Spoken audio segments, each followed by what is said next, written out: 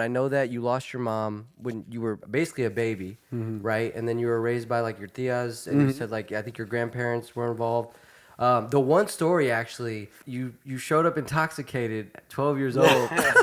Oh The yeah, first day of of school. school. yeah. What I heard, it was like, yeah, show up intoxicated. You were like, I got in a few fights and everything. I was like, damn, day one. I was like, Yeah. that was what a fucking hell of a day Yeah. it was. But I also want to get into the story we talked about when you were 13 years old. About being in the trap. 13 years old, running a trap house. Oh, I missed that. Now I'm intrigued. So I'm gonna go off that. Like, let's talk about this trap house, do it. because that is something. If I would have heard that, I would have picked up on it. So, how did that come about? Man, so as you know, coming up in the neighborhood, we started getting a little bit older. I mean, we're still kids, man. Probably like, I think I was 12 to be honest with you when I first started like messing with the paisas, messing with the plugs, and and I was 13 when I had a room. I lived in the trap, like with the paisa homie. You know what I'm saying? That he had 7 trap houses around the valley: Phoenix, Tempe, mostly Phoenix, but one in Tempe as well, and right in the neighborhood. No shit. And well, we're a established neighborhood, and especially at this time, we were so deep out there, man, that whenever they would come in, you know, they wouldn't. Same thing we are just talking about. Even the paisas, they wouldn't know what they were coming into. You know what I'm saying? They Yeah. wouldn't know.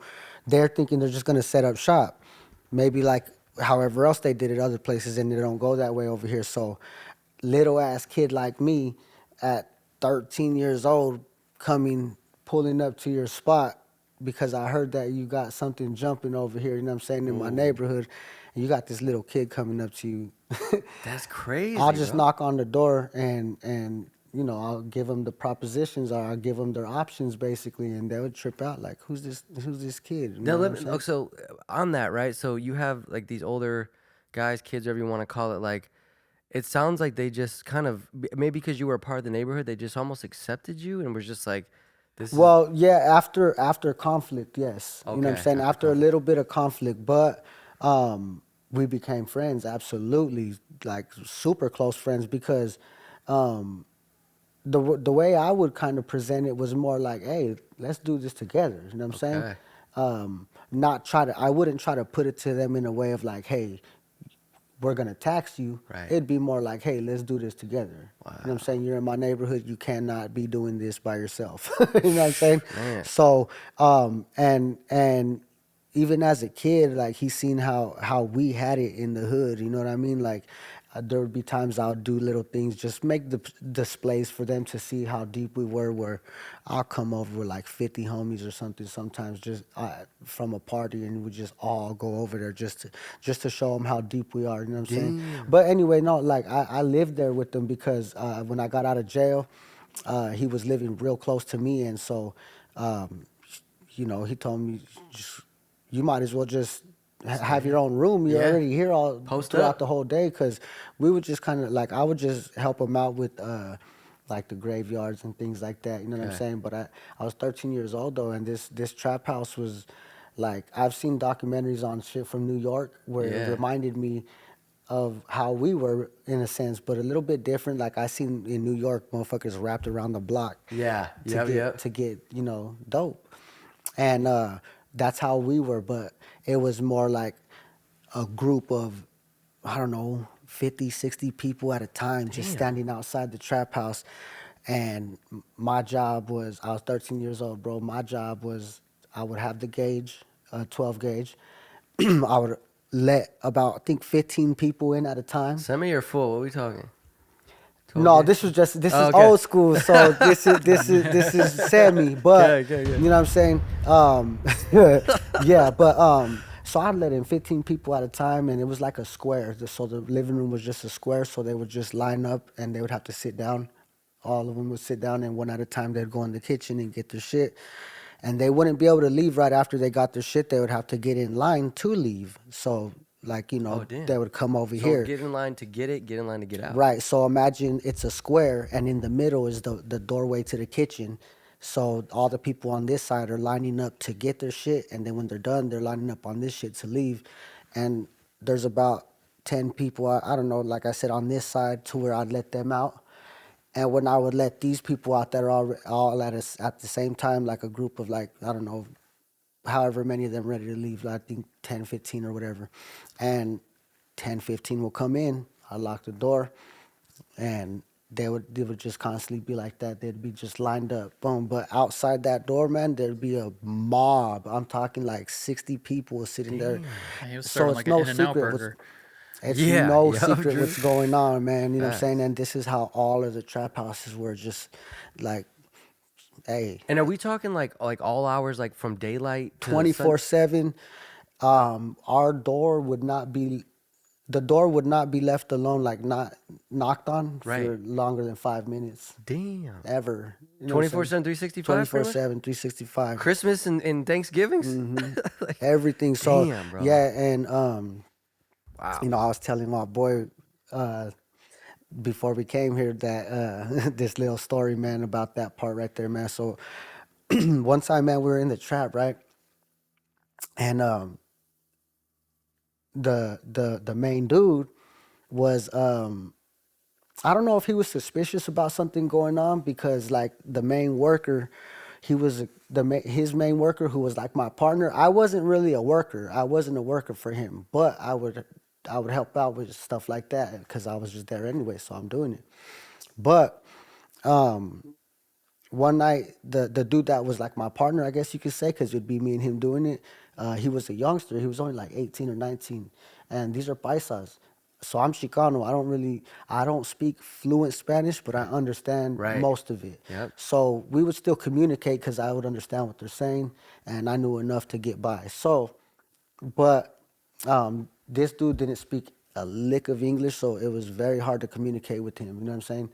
Because the trap literally taught me how to speak Spanish, like for the most part. You know what I'm saying? For sure. But anyway, I don't know if he was suspicious about the homie, but see, he wanted to work that night. He wanted to do it himself for some reason. So he came in and he was in the kitchen serving everybody. The main guy. The main dude, yeah. And I didn't really know why he wanted Yeah, to do that. because you're already like, what the fuck? Yeah, he has 7 spots. This is just one of 7 spots. You know what I'm saying? He's hardly even ever here. So when he wanted to do that, I thought it was kind of weird. But I guess he was a little suspicious about something. And throughout that process of him doing that for like an hour or whatever, I guess a little teener came up missing. Okay, a teener is like at the Yeah. time $40 or Right, something. right, You know what I'm something like, saying? yeah. Little half of an 8 ball is what a teener is, right? So I guess a teener came up missing. We're talking this dude got 7 trap houses that Right. he's probably trip about a raking in. teener? He's Come on. probably raking in hundreds of thousands, like, you know what I'm saying? Damn. And yeah, so he's tripping off of a teener though, because it's probably the principal, right? So there's about, I don't know, 20 people maybe lined up all in the living room, Okay. waiting to get their dope or already got their dope, and they're all sitting down. And he gets up and he tells everybody that one at a time that they're gonna strip down. You know what I'm saying? That he's gonna strip them down butt naked. And I was asking him what happened. You know what I'm saying? Like, what's going on? Like, why you tripping? You know what I'm saying? Yeah. And he literally started stripping people out one at a time and making people get butt naked, right? And Yeah. searching them. And so there's what we call Cheetos, which is basically, you know, dudes trying to act like girls. Okay, You know yeah, what I'm yeah. saying? There was one of them in there at the time.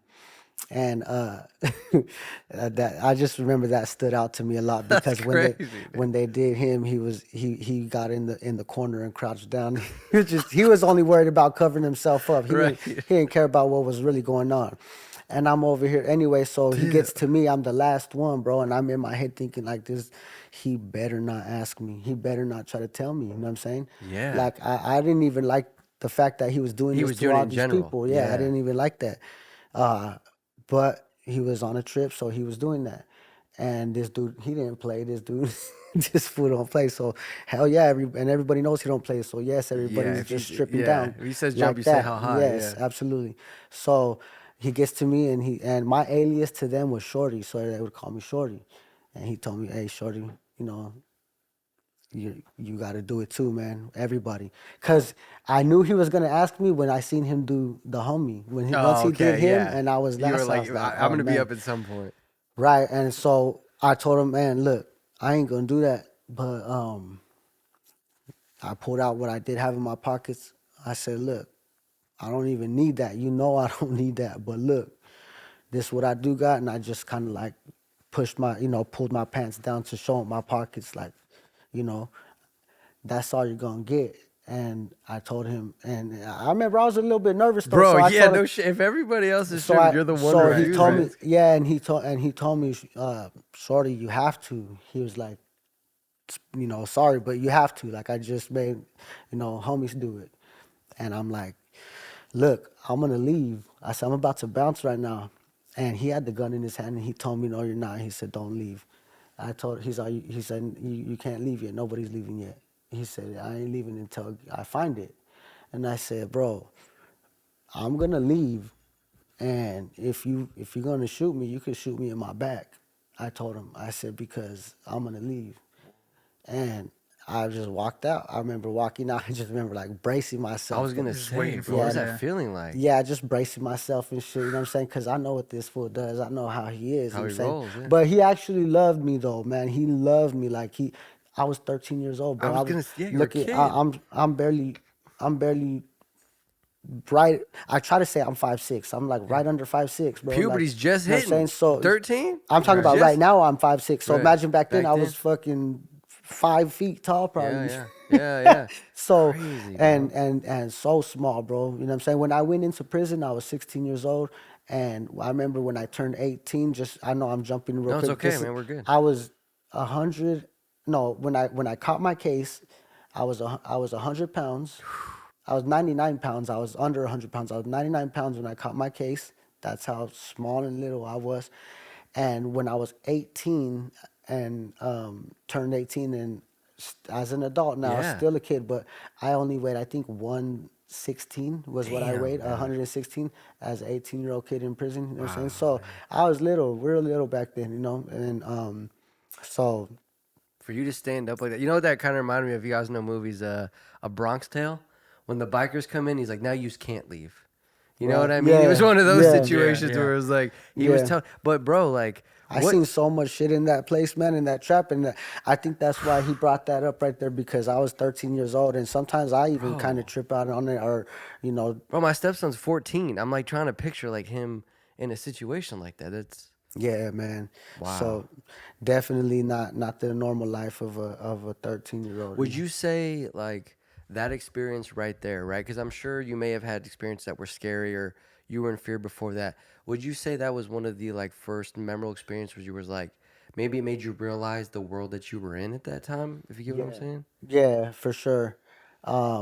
But there's been many of those times that happened at that place. So I think, but I'd say that time right there was probably the time where I felt the most offended. You know what I'm saying? Sure, yeah.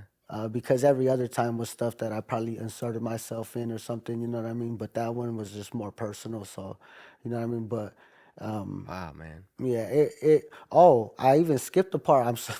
I don't know how I skipped this part, but the part that was the scariest about that, or because I was 13, so this is the part that kind of got me. I'm not gonna lie. This is the part that made me a little nervous. Shit, if, He- I'm when like, he- I'm when already he- when nervous. he I'm like, lost there's, that there's finger- another part? This was before he stripped him out. When he first found out that he lost that teener, he came out to the living room and he didn't even start asking no questions. He just got to pistol whipping my homie. I'm talking. This is his Like boy. right hand man, basically, kind of? For that spot, Right, yes. okay. For that spot, yeah. Damn. He started pistol whipping the shit Was that out the of first him. time you had seen anything And like that that? fool, me and him were the closest. Other than the main dude, because the main dude was my homie. Okay. But other than him, he was the only other person I was cool with because he was young. He was only like 18 or 19. Everybody else was like in their 40s or 50s or something. Grown men. Grown men, yeah.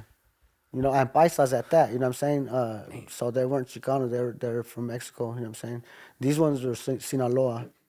Oh, shit. Yeah, the ones I used to mess with was Sinaloa for sure. Sinaloa, El But so Chapo, it's El Chapo. when I saw him do that, to the homie though, That's I when you was knew like, shit I was- had to tell him to stop. I was the one that was like, hey, I don't want to say his name, but Right, hey, right, hey, right. hey.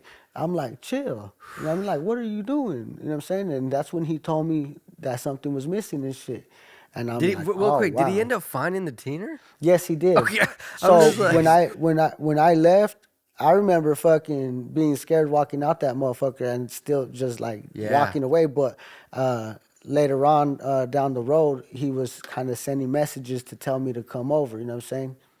And like basically like Like a that truce he, kinda? yeah, you Yeah, know, yeah, like right. telling me that he was sorry or whatever. And so anyway, but that day when that happened, I brought him. So trip out on this. This is another little interesting part too. I brought him home with me that night. The homie that he pistol whipped. Yeah, yeah. When I left, he ended up leaving probably like 30 seconds behind me. He walked out and he had his bike, and I saw him, so I turned around and I said, "What's up?" I'm like, where you gonna go? These guys are from Mexico. He has nobody. I mean, literally not a single soul out here. This guy that he just Made pistol, yeah. made walk away. You know what I'm saying? Made leave because he hadn't found it at this point. So when he leaves, he tells me, I don't know. I said, come on, you're coming with me. My house is right down the street, Right. like on the same block. You know Yeah, what I'm yeah. saying? So we get to my house, and my grandma and grandpa, my grandma and grandfather, which is my nana and tata, they're actually from Arizona too. So they're wow. actually Chicanos too. Damn, so your roots in Arizona go back. Oh yeah, I'm third generation Chicano. So like even my nana and tata are from out here. Awesome. But anyway, still though, so the neighborhood though, we're all Chicano. There's no really paisas from the neighborhood, like from the gang, from the original from the neighborhood, hood, yeah, yeah. yeah. So when I brought him home, this dude, remember I told you he don't speak a lick of Spanish. Man, I brought him home and my nana and tata was like tripping out. Who is this? You know what I mean? Like, Yeah, right. My tata loved him that he spoke Spanish, because that's what, my tata speaks Spanish too. So he loved that part about it. But they were like, who is this? You know what I mean? He was still a Complete man stranger. compared to me. Right. I'm only 13. This guy's like 19. So he was still like, they're thinking, what is this?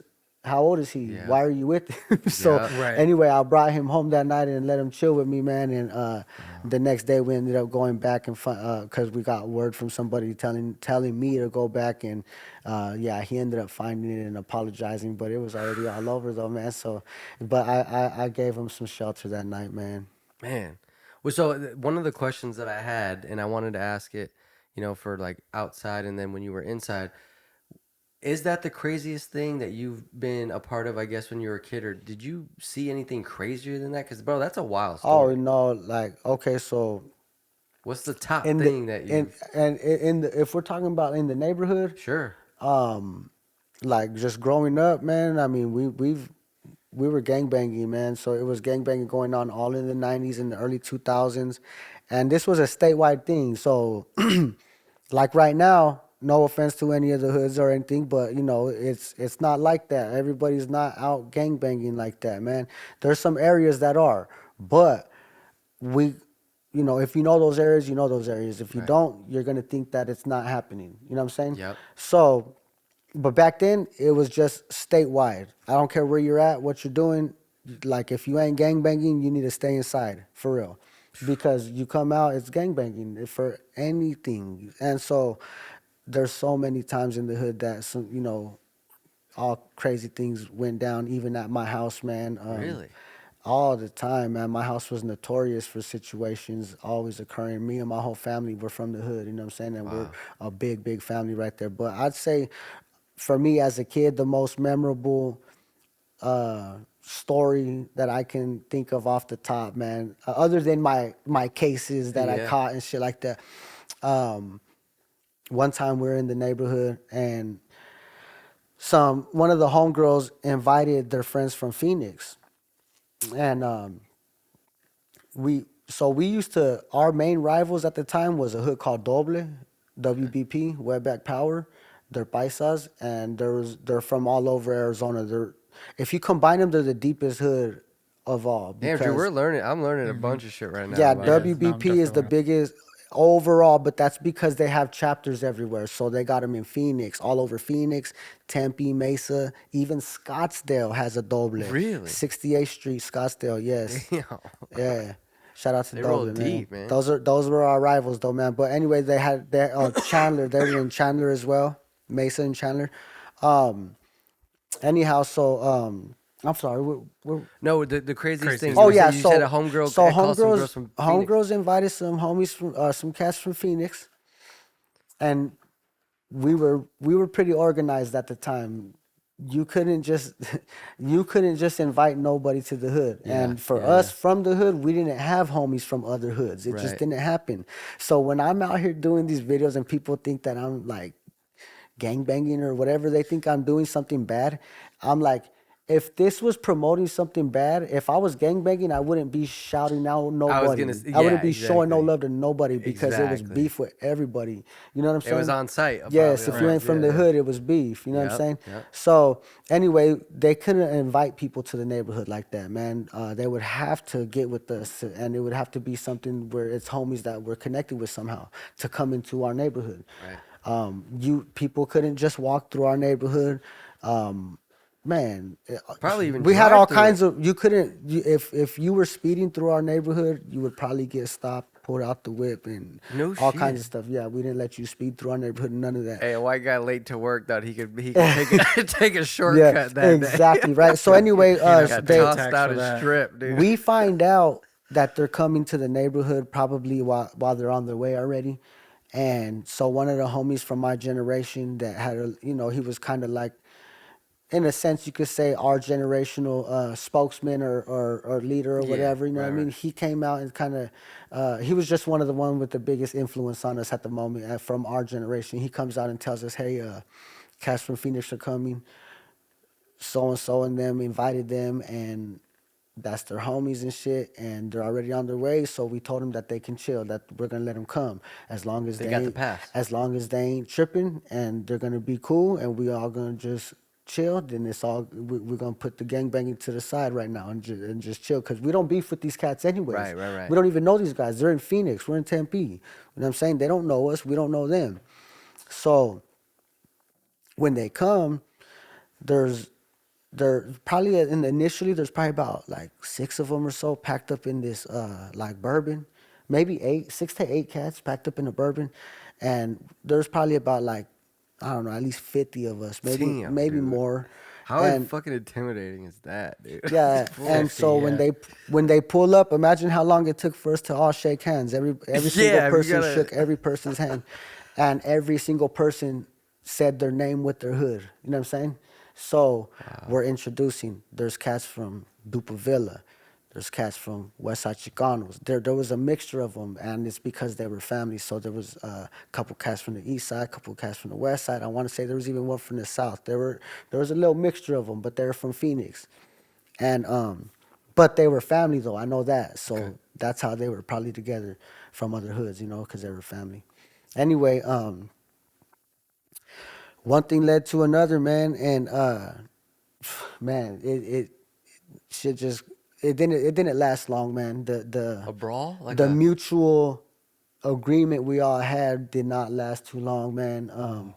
That shit went out the window. It just went straight out the window, man, and everything just flies left, man, and just yeah. So Damn, 50 versus 6 is that's some odds you don't want to go up against. absolutely, and this was probably going on for like 45 minutes right there in the hood, right on the middle of the street, in the middle of the intersection of the neighborhood, and finally I remember cops coming, right? Well, okay, so this went on so long that the homegirls felt so bad for these cats. Imagine being the that one who invited they the ran fuck- into one of the homegirls. I believe it was the one who invited them.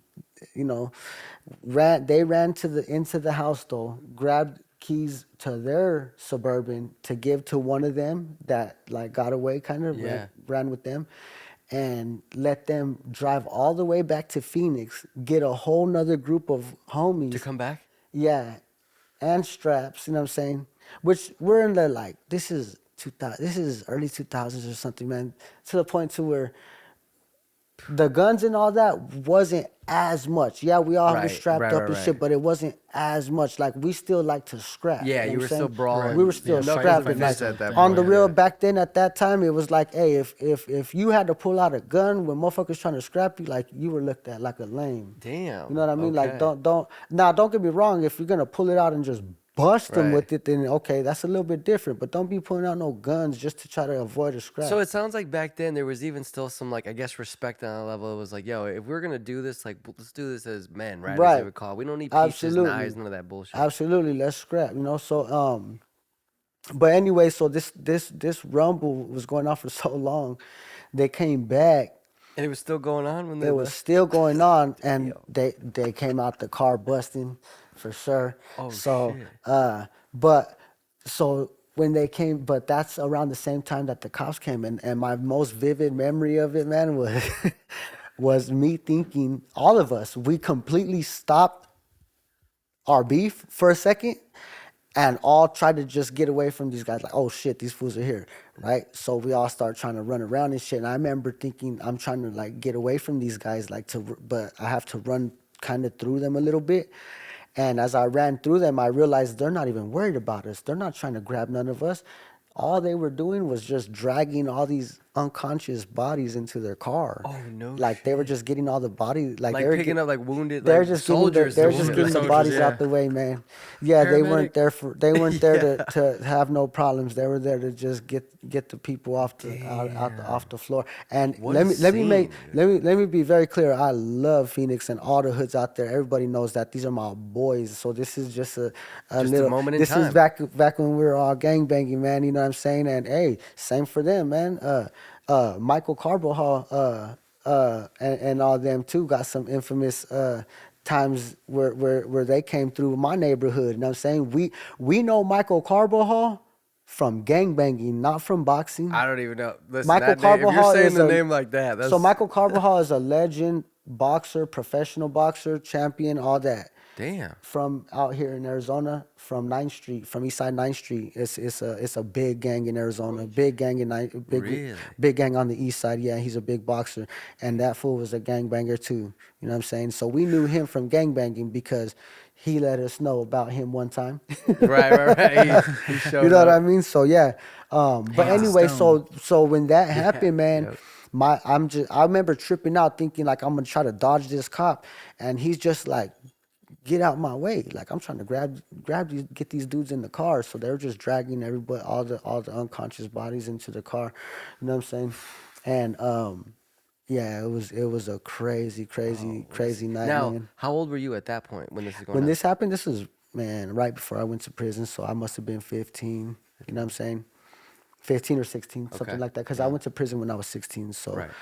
but that right there, just because, just sheerly how long it lasted for, man. You know what I'm saying? Yeah. Was a trip. You know what I'm saying? Like it was crazy. That was a crazy ass night. But I mean, there's so many, man. There's been so many incidents in the hood that it's hard to pick, man. You know what I mean? Like it was just a common thing, man. It was very common. Well, I'm glad that C's again kind of gave us that intro, man, because I wanted to know too. It was like I wanted to hear that, but then I know there's got to be obviously some crazy shit when you were inside, Oh, for sure. right?